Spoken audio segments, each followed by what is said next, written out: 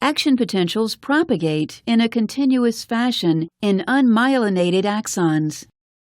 Once an action potential is generated in the initial segment of the axon, it propagates the entire length of the axon. Recall that a threshold stimulus causes voltage-gated sodium channels to open. The influx of sodium ions generates an action potential. It also establishes a depolarizing current that flows to the next segment and brings it to threshold. Voltage-gated sodium channels open, regenerating the action potential in this segment of the axon. Current flows from this segment and depolarizes the next segment to threshold, thus regenerating the action potential yet again. In this way, regeneration continues in one direction all the way down to the axon terminals. The basis for unidirectional propagation is revealed when we take a closer look.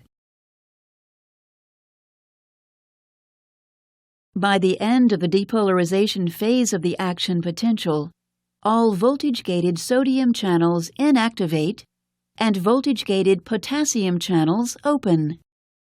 These two events render this segment of the axon temporarily insensitive or refractory to another depolarizing stimulus.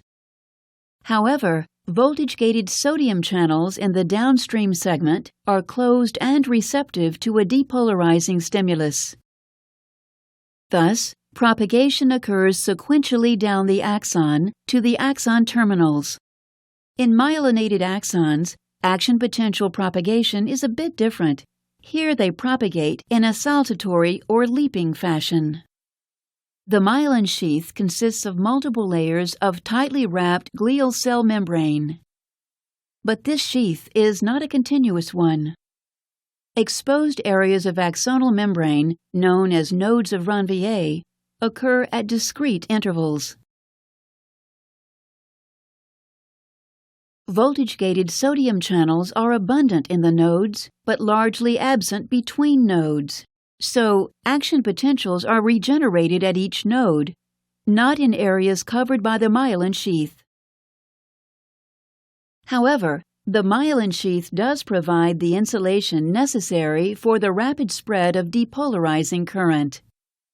And the sooner the nodes reach threshold, the faster action potentials propagate along the axon. Saltatory conduction is extremely fast. Velocities often exceed 100 meters per second. In contrast, continuous conduction is fairly slow. Velocities rarely exceed 2 meters per second.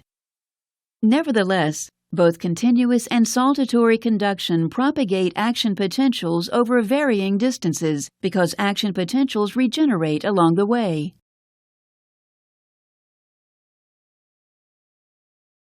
Summary: propagation of an action potential.